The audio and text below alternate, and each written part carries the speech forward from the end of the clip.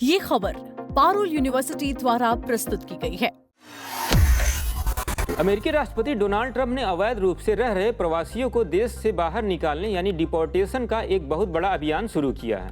इस सख्त नीति की वजह से अमेरिका में बिना कानूनी दस्तावेज के रह रहे करीब 18,000 भारतीय सीधे निशाने पर आ गए हैं। इस नए अभियान के तहत अमेरिकी जांच agency immigration custom and enforcement यानी आईसीई की टीमें लगातार छापे मार रही हैं। अहम बात यह है कि इस बार नियम इतने सख्त हैं कि पकड़े गए प्रवासियों को कोर्ट में अपील करने का मौका नहीं मिल रहा है, अपनी बात रखने यानी दलील देने की अनुमति नहीं मिल रही है, यहाँ तक कि वकील करने का अधिकार भी नहीं दिया जा रहा है। पकड़े गए लोगों को सीधा डिटेंशन सेंटर भेजा जा रहा है, जहां से प्रवासियों के साथ दुर्व्यवहार की खबरें भी लगातार आ रही हैं। मिली जानकारी के अनुसार ट्रंप प्रशासन इस बार प्रवासियों को वापस भेजने के लिए सैन्य विमानों का इस्तेमाल करने की तैयारी में है। प्रवासियों को रखने के लिए टेक्सास के एल पासो और कैलिफोर्निया में बड़े बड़े वेयरहाउस खरीदे गए हैं। इन सेंटर्स को बनाने में करीब 16,500 करोड़ रुपए खर्च किए गए हैं, जहां फिलहाल 12,000 से ज्यादा प्रवासियों को रखा जा रहा है। न्यूयॉर्क के अनुभवी इमिग्रेशन वकील ग्रेग सिस्किन का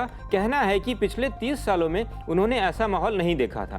पहले हर प्रवासी को अपना पक्ष रखने का कानूनी अधिकार मिलता था, लेकिन अब ऐसा नहीं हो रहा है। अमेरिका के अलग अलग राज्यों में मानवाधिकारों के अपने नियम हैं, लेकिन केंद्रीय एजेंसी आईसीई इन सबको दरकिनार कर कार्रवाई सीधे शुरू कर दी है। गौरतलब है कि भारतीय विदेश मंत्रालय यानी एमईए द्वारा जारी किए गए आंकड़ों के अनुसार साल 2025 में कुल 3,567 भारतीयों को अमेरिका से डिपोर्ट किया गया था। साल 2026 में जून तक 1,076 भारतीय वापस भेजे जा चुके हैं। ध्यान देने वाली बात यह है कि 5 फरवरी 2025 को अमेरिका ने एक सैन्य विमान से 104 भारतीयों को हथकड़ी और बेड़ियां पहनाकर अमृतसर भेजा था। इन तस्वीरों के सामने आने के बाद भारत की संसद में भी काफ़ी हंगामा हुआ था।